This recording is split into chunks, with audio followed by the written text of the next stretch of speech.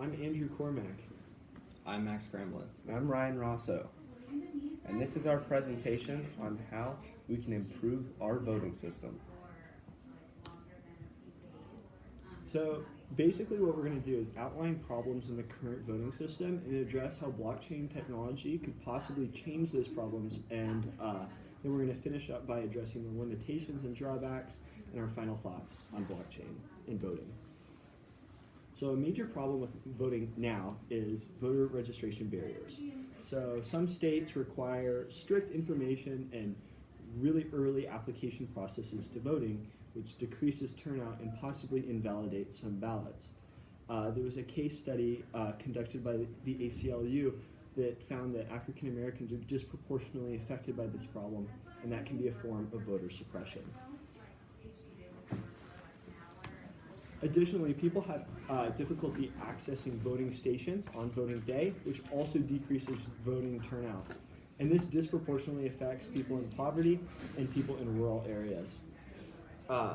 So a study by the University of Pennsylvania conducted this and showed that predominantly white districts are less affected by this problem, while more diverse districts, voting districts to say, have more issues in this area. Lastly, fraudulent voting is a serious problem in our voting system. Not only does it cause widespread fear and doubt of election results, but there is legitimate concern. There's been case studies conducted by the University of Chicago that have discovered that hacking is a serious problem, especially after the 2016 election. And it's discovered that Americans actually feel that their voting system is compromised. And despite there being a real threat or not, this is a serious problem because it can cast doubt in democracy. This picture we have here on the slide shows Time magazine, a major publication that focused on the problems of fraudulent voting in the 2016 election. So here's a graph that also demonstrates this idea. As time is going on and as technology has been improving, we've also had an increased correlation in the fear of compromised voting, of fraudulent voting, and that has actually led to a decrease in voter turnout. So we hope blockchain can address these issues. So now we're going to be discussing how blockchain could be implemented and ultimately fix our voting system. So this infographic shows a very brief summary of how a blockchain information will work and how we're going to go into each step. So first is an identification system, and that's the locked mail. So it'll approve before you can even cast the ballot. The second part of the infographic we can see is the unlocked key lock, and that's how the information flows through the blockchain system and ultimately is approved before the ballot is actually cast onto the final Capitol building, where the vote would be casted and then added to the overall polling system. So first is registering the actual voter. So this is a system in which it tracks your identification of government-issued documents. So whether that be a birth certificate, a passport, as well as other things such as tax returns, and any identification that can link you to the governmental documents that they have. So this ultimately proves that there wouldn't be a fraudulent voting system because we will know who is actually voting, and it can approve this. So the blockchain technology ultimately works in this way. So next is verifying the voter and casting the ballot. So once the voter is actually verified by the system, it'll send an authentication report back and attach it to the ballot.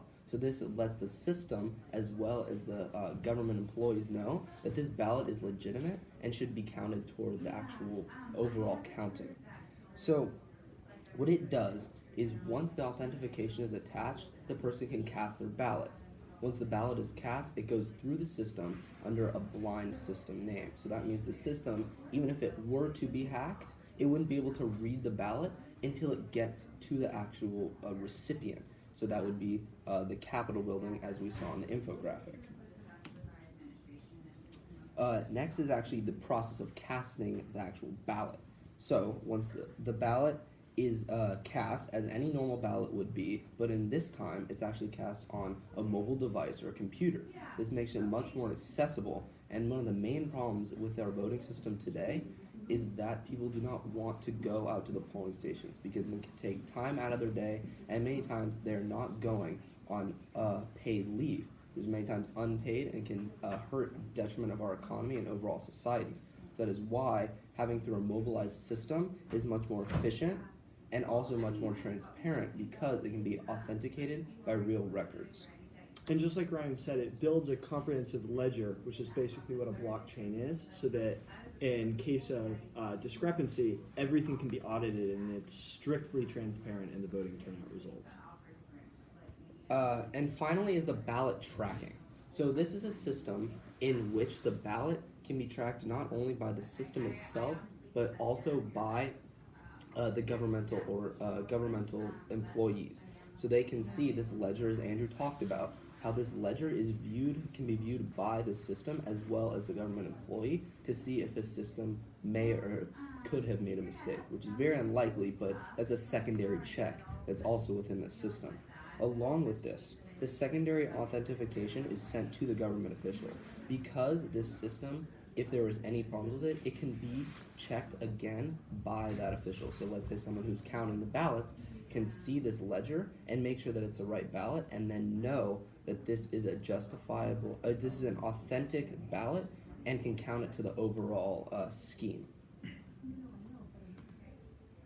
So these are two quotes from justifiable sources about blockchain technology. So this is about the actual implementation of blockchain technology.